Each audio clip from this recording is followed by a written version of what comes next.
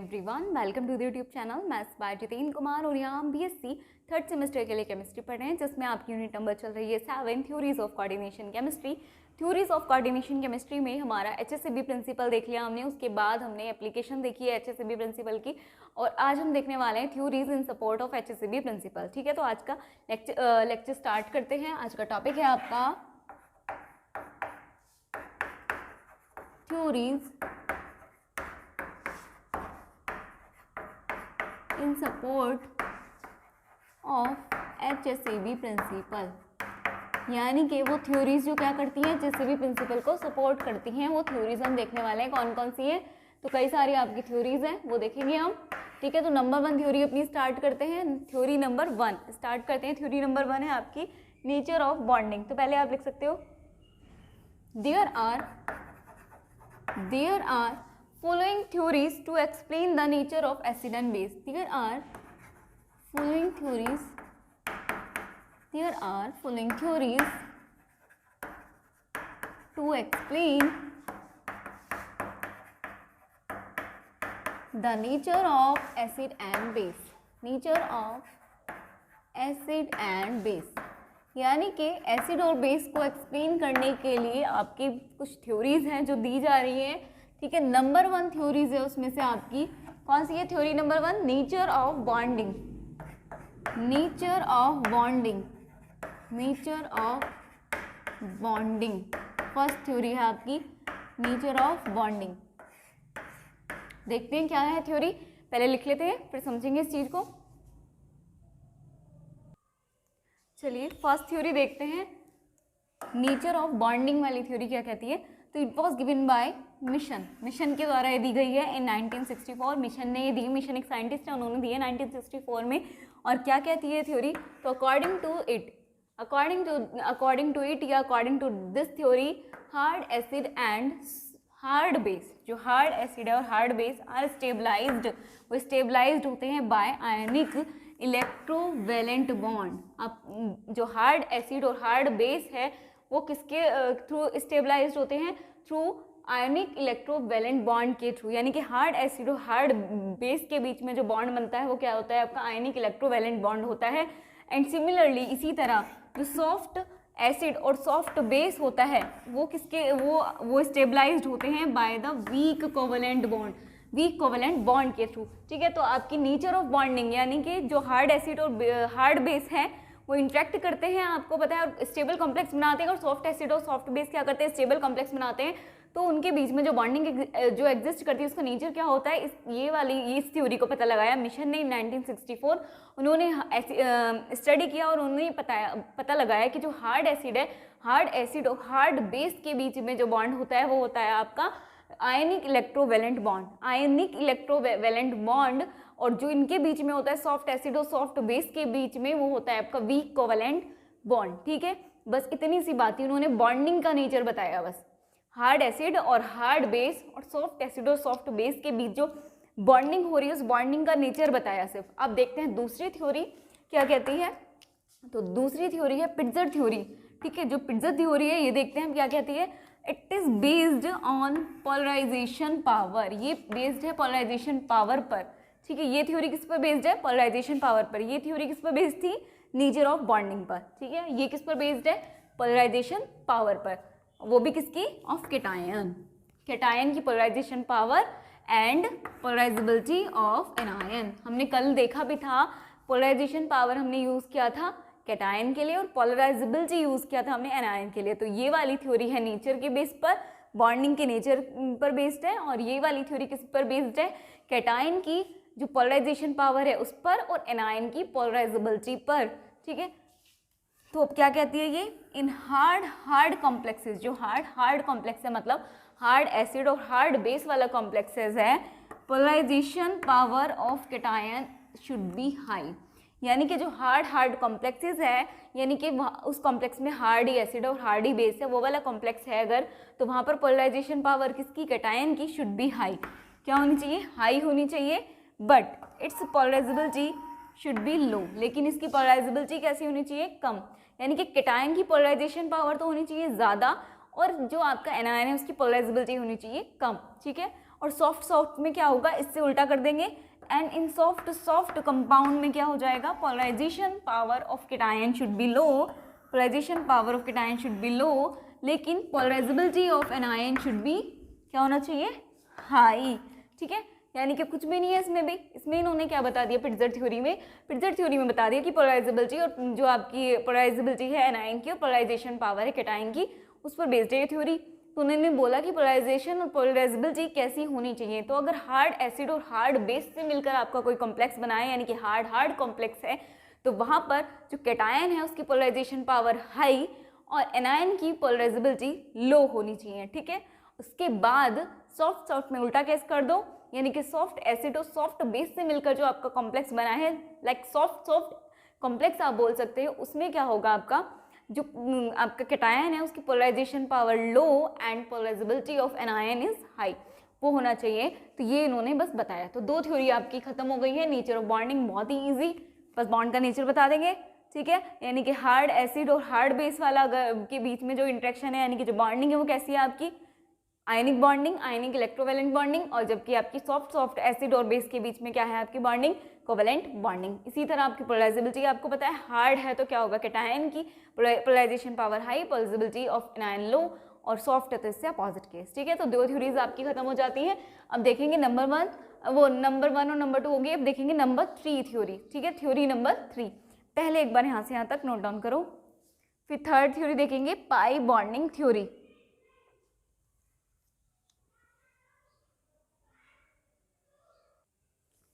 चलिए theories number 3 देखते हैं, pi bonding theory. Third theory है आपकी पाई बॉन्डिंग थ्योरी। क्या कहती है ये थ्योरी, तो it was given by Mulliken and Chatt. Mulliken and Chatt ने दी थी। According to this theory, according to it, pi bond is a weak bond.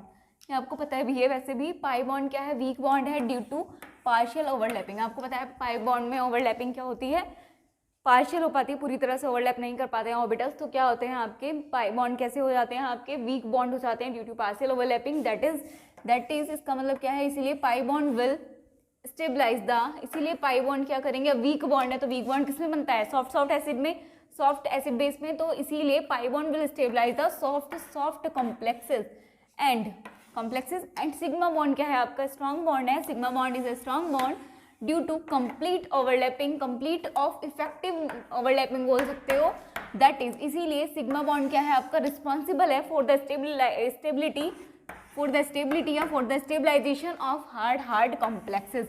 अभी हमने फर्स्ट थ्योरी पढ़ी थी ना, फर्स्ट थ्योरी क्या कहती थी, नेचर ऑफ बॉन्डिंग। ठीक है, उसी से रिलेट करेंगे। नेचर ऑफ बॉन्डिंग में उसने फर्स्ट थ्योरी जो हमारी थी नेचर ऑफ बॉन्डिंग, उसमें हमने नेचर देखा था किसका, हार्ड एसिड और हार्ड बेस जो इंटरेक्ट कर रहे थे। तो हार्ड एसिड और बेस जो है इंटरेक्ट कर रहे थे तो उनके बीच में बॉन्ड बन रहा था आयनिक बॉन्ड। ठीक है, और जो आपका सॉफ्ट एसिड और सॉफ्ट बेस इंटरेक्ट कर रहे थे उनके बीच में बॉन्ड बनना था वीक कोवैलेंट बॉन्ड। ठीक है, तो अब उसी थ्योरी से रिलेट करेंगे पाई बॉन्डिंग थ्योरी। आपको पता है पाई बॉन्ड वीक होते हैं, वीक क्यों होते हैं, क्योंकि उनकी ओवरलैपिंग पार्शियल होती है। जबकि आपके सिग्मा बॉन्ड क्या होते हैं, आपके कंप्लीट ओवरलैपिंग या इफेक्टिव ओवरलैपिंग से मिलकर बने होते हैं। तो सिग्मा बॉन्ड स्ट्रांग होते हैं, ये पता है ना आपको। Sigma bond are stronger bond than pi bond. ठीक है, तो सिग्मा बॉन्ड क्या है, स्ट्रॉन्ग बॉन्ड है। स्ट्रॉन्ग बॉन्ड कौन सा होगा, आयनिक या कोवैलेंट, आयनिक बॉन्ड ज्यादा स्ट्रॉन्ग है। तो इसलिए जो सिग्मा बॉन्ड है वो कौन स्टेबलाइज्ड करता है, सिग्मा बॉन्ड स्टेबलाइज्ड करता है हार्ड एसिड हार्ड बेस को, यानी कि हार्ड कॉम्प्लेक्स को।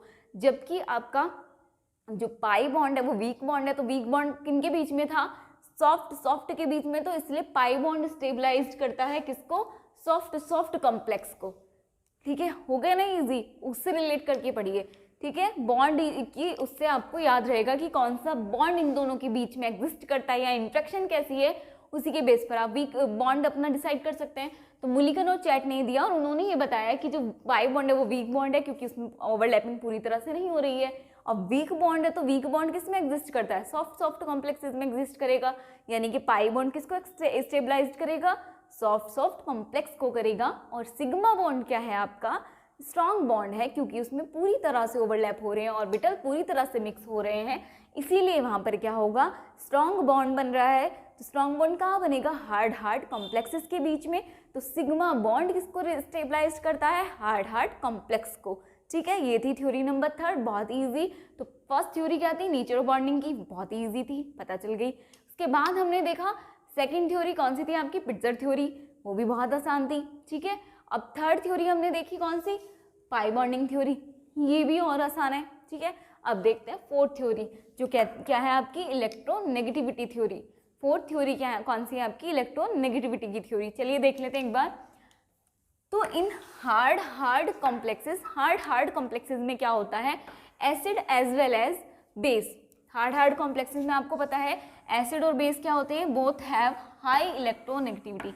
आपको पता है हार्ड कॉम्प्लेक्सेस में एसिड और बेस दोनों ही क्या रखते हैं, हाई इलेक्ट्रोनेगेटिविटी रखते हैं, because acidic part has high tendency, because acidic part तो हाई टेंडेंसी रखता है to attract shared electron, and basic part क्या रखता है, has poor tendency to donate electron, ठीक है। यानी कि एसिड और बेस क्या रखते हैं, दोनों ही हाई इलेक्ट्रोनेगेटिविटी रखते हैं।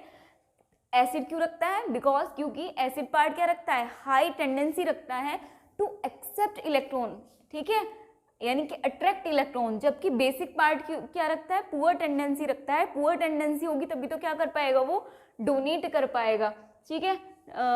Basic part has poor tendency to donate electron, इसलिए उसकी जो टेंडेंसी है वो कैसी होगी, पुअर होगी।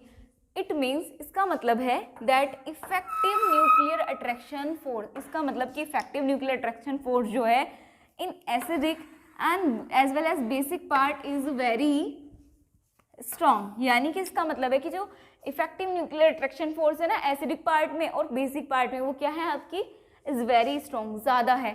सो दीज कॉम्प्लेक्सेस, इसलिए कॉम्प्लेक्सेस क्या होते हैं, स्टेबलाइज्ड होते हैं बाय हाई इलेक्ट्रोनेगेटिविटी स्पीसीज, ठीक है। यानी कि जो ये कॉम्प्लेक्सेस स्टेबलाइज्ड होते हैं वो हाई इलेक्ट्रोनेगेटिव स्पीसीज से ही स्टेबलाइज्ड होते हैं। समझिए इस चीज़ को कि हार्ड कॉम्प्लेक्सेस में जो एसिड है और बेस है दोनों की इलेक्ट्रोनेगेटिविटी हाई होती है, ठीक है, हाई होती है, क्योंकि एसिड पार्ट क्या रखता है, हाई टेंडेंसी रखता है टू अट्रैक्ट इलेक्ट्रॉन। यानी कि एसिड की टेंडेंसी क्या होनी चाहिए, हाई होनी चाहिए इलेक्ट्रॉन को अट्रैक्ट करने की, तो अट्रैक्ट करने की। एंड बेस क्या रखना चाहिए, बेस की टेंडेंसी पुअर होनी चाहिए टू डोनेट इलेक्ट्रॉन, यानी कि इलेक्ट्रॉन को मुश्किल से दे, ठीक है, यानी कि पुअर टेंडेंसी रखे इलेक्ट्रॉन को डोनेट करने की। इसका मतलब है कि इफेक्टिव न्यूक्लियर अट्रैक्शन फोर्स कहाँ है, एसिडिक पार्ट में और बेसिक पार्ट में जो इफेक्टिव न्यूक्लियर अट्रैक्शन फोर्स है वो क्या होना चाहिए आपका, ज़्यादा, इज वेरी स्ट्रॉन्ग, ज़्यादा होगा, स्ट्रॉन्ग होगा। सो दीज कॉम्प्लेक्सेस, अब ज़्यादा स्ट्रॉन्ग है तो क्या हो जाएंगे, these complexes are stabilised by high electronegative species, इसीलिए ये जो कॉम्प्लेक्स होते हैं वो हाई इलेक्ट्रोनेगेटिव स्पीसीज से ही स्टेबलाइज्ड होते हैं, ठीक है। अब देखते हैं सॉफ्ट की बात। और इन सॉफ्ट अब जब हार्ड समझ आ जाए तो सॉफ्ट तो बहुत ईजी हो जाता है।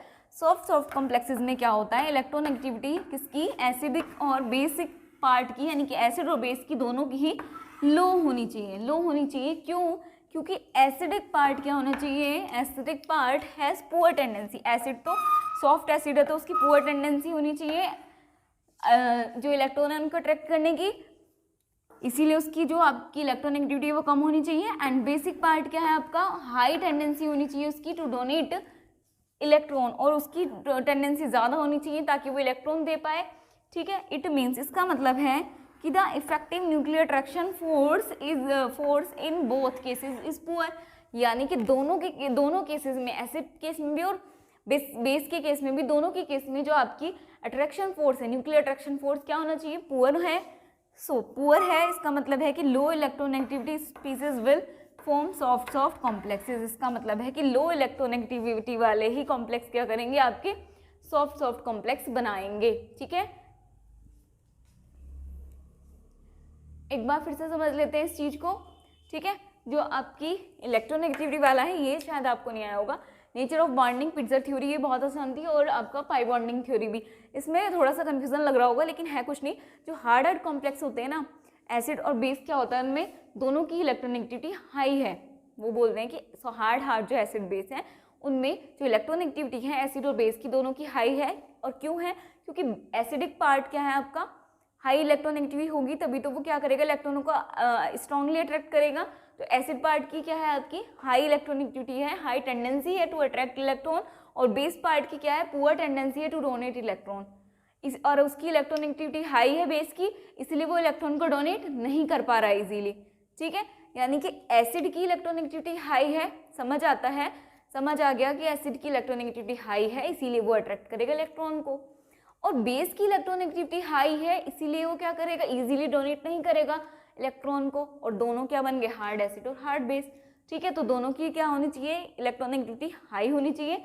इसका मतलब हम ये कह सकते हैं कि effective nuclear attraction force acid और बेस में दोनों में ज़्यादा होना चाहिए, ठीक है। इलेक्ट्रोनेगेटिविटी ज़्यादा का मतलब इफेक्टिव न्यूक्लियर अट्रैक्शन फोर्स, ये इफेक्टिव न्यूक्लियर अट्रैक्शन चार्ज यानी कि ENC वो ज़्यादा होना चाहिए, ठीक है, दोनों में ज़्यादा होना चाहिए, is very strong. So these complexes अब ज़्यादा है तो स्टेबलाइज किससे होंगे, हाई इलेक्ट्रोनेगेटिविटी नेगेटिव स्पीसीज से होंगे, ठीक है। सिमिलर सॉफ्ट एसिड और सॉफ्ट बेस के केस में क्या होगा, सॉफ्ट एसिड कौन से एसिड होते हैं, जो क्या करें, पुअर टेंडेंसी रखें इलेक्ट्रॉन को अट्रैक्ट करने की, और पुअर टेंडेंसी कब होगी इनकी, जब इनकी इलेक्ट्रोनेगेटिविटी EN क्या हो, इनकी लो हो, ठीक है। और जो आपका सॉफ्ट बेस है वो क्या होता है, जो इजीली डोनेट कर दे। अब इजीली डोनेट कब करेगा, जब उसकी EN कम होगी, यानी कि सॉफ्ट के केस में इलेक्ट्रोनेगेटिविटी कम होनी चाहिए एसिड के पार्ट की भी और बेस वाले पार्ट की भी, तभी क्या होगा, उनका इफेक्टिव न्यूक्लियर अट्रैक्शन फोर्स क्या होगा, बढ़ जाएगा, और बढ़ जाएगा तो क्या होगा, उनका बढ़ जाएगा तो इसलिए उनकी क्या हो जाएगी, इलेक्ट्रॉन को अट्रैक्ट करने की और उसको एक को डोनेट करने की टेंडेंसी क्या हो गई, सॉफ्ट एसिड पार्ट में electronegativity of acid and base part low होनी चाहिए, क्योंकि एसिड पार्ट क्या रखता है, पुअर टेंडेंसी होनी चाहिए accept electron, and basic part has high tendency to donate electron. It means that effective nuclear attraction force in both cases is poor, दोनों case में पुअर है, तभी एक क्या है, मुश्किल से अट्रैक्ट कर रहा है, और एक मुश्किल से क्या हो रहा है, और एक क्या है, जल्दी से दे पा रहा है।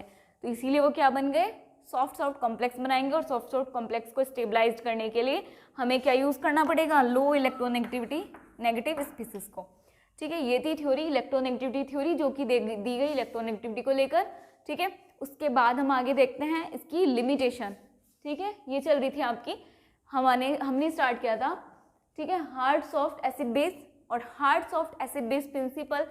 हमने पहले hard soft acid base principle देखा, उसके बाद हमने इसकी एप्लीकेशन देखी, उसके बाद हमने इसकी थ्योरीज देखी जो HSAB प्रिंसिपल के सपोर्ट में है थ्योरीज, ठीक है। उसमें नेचर ऑफ बॉन्डिंग, पिट्जर थ्योरी, और उसके बाद आपकी ये पाई बॉन्डिंग थ्योरी और इलेक्ट्रोनेगेटिविटी थ्योरी, 4 तरह की थ्योरी है, चारों ही बहुत आसान है।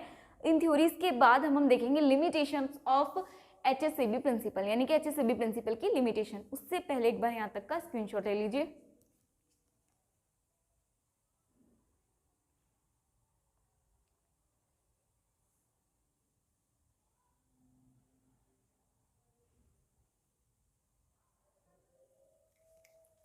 चलिए लिमिटेशन देखते हैं HSAB प्रिंसिपल की। तो नंबर 1 लिमिटेशन है, it can not give the information about the relative strength of acids and bases. It can not give the information, ये इन्फॉर्मेशन नहीं देता है किसके बारे में, about the relative strength of acid and bases, यानी कि एसिड और बेस की रिलेटिव स्ट्रेंथ के बारे में कोई जानकारी नहीं देता है कि एसिड की कितनी स्ट्रेंथ है और बेस की कितनी स्ट्रेंथ होगी, ठीक है। तो इस एसिड और बेस की स्ट्रेंथ के बारे में कोई इन्फॉर्मेशन नहीं देता है HSAB प्रिंसिपल। नेक्स्ट लिमिटेशन है आपकी, इट कैन नॉट एक्सप्लेन, ये एक्सप्लेन नहीं करता है अबाउट द फैक्टर्स, उन फैक्टर्स को एक्सप्लेन नहीं करता है which are deciding for hardness और softness of acid and bases, यानी कि हार्ड और सॉफ्ट बेसिस तो देख लिए, लेकिन जो बेस है आपकी उनकी हार्डनेस या सॉफ्टनेस, एसिड और बेस की हार्डनेस और सॉफ्टनेस के बारे में कोई इन्फॉर्मेशन नहीं देता है, यानी कि वो फैक्टर्स को एक्सप्लेन ही नहीं करता, उन फैक्टर्स को एक्सप्लेन ही नहीं करता जो डिसाइडिंग फैक्टर्स हैं एसिड और बेस की हार्डनेस और सॉफ्टनेस के लिए, यानी कि हार्डनेस और सॉफ्टनेस को बताने वाले फैक्टर्स को ये क्या करता है, एक्सप्लेन ही नहीं करता, ठीक है।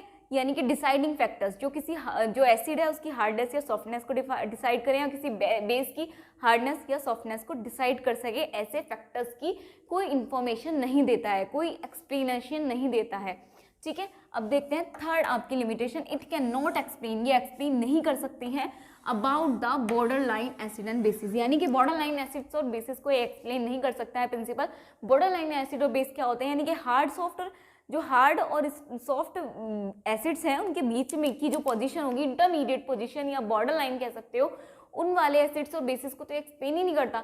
हार्ड एसिड और सॉफ्ट एसिड पढ़ा, और हार्ड बेस और सॉफ्ट बेस पढ़ा, लेकिन इंटरमीडिएट फॉर्म्स भी तो होंगे, ऐसे एसिड्स होंगे जो ना हार्ड हो ना सॉफ्ट हो, और ऐसे बेस भी होंगे जो ना हार्ड बेस हो ना सॉफ्ट बेस हो। यानी कि बॉर्डर लाइन एसिड बेसिस को इस प्रिंसिपल में एक्सप्लेन नहीं किया गया। ठीक है, तो ये इसकी कमियां थी, लिमिटेशंस थी। इसी के साथ आपकी यूनिट नंबर 7 आज खत्म हो जाती है, थ्योरीज ऑफ कोऑर्डिनेशन केमिस्ट्री। थोड़ी लेंदी हो गई लेकिन कोई बात नहीं, फिनिश हो गई है। इसके बाद हम यूनिट नंबर स्टार्ट करेंगे 8 जो आपकी लास्ट है। ठीक है, वो ज़्यादा बड़ी नहीं है, वो छोटी सी है, खत्म हो जाएगी। ठीक है, इसको नोट डाउन करिए और तब तक के लिए, और उसके बाद इसको याद करिए, और उसके बाद हमारी जो 8th यूनिट है वो स्टार्ट होगी आपकी नेक्स्ट लेक्चर से। ठीक है, 8th यूनिट ज़्यादा बड़ी नहीं है, इसलिए पैनिक होने की ज़रूरत नहीं है। पहले इतना कवर अप कर लीजिए अपना सिलेबस, फिर वो भी हो जाएगा, आपके लास्ट यूनिट कंप्लीट हो जाएगी। ठीक है, इसको नोट डाउन करिए, और आज की क्लास के लिए इतना ही। Thank you and keep learning.